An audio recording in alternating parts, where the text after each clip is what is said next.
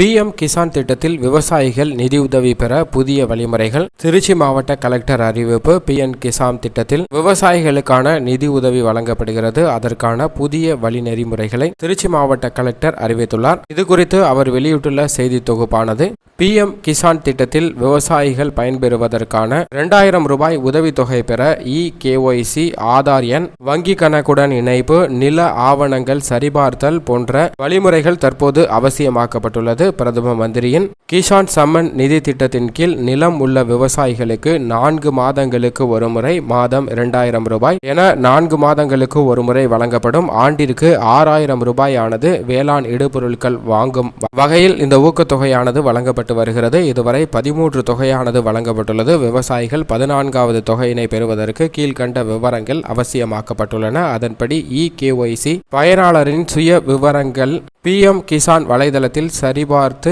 கொள்ள வேண்டும். பொது சேவை மையங்கள்ல அல்லது அஞ்சலகம் வாயிலாக இதனை பயன்பெற முடியும். ஆண்ட்ராய்டு ஃபேஸ் ரெகக்னைசன் என்ற செயலி மூலமாகவும் சரிபார்த்து கொள்ளலாம். செயலினை கூகுள் பிளே ஸ்டோரில் இருந்து பதிவிறக்கம் செய்து கொள்ளலாம்.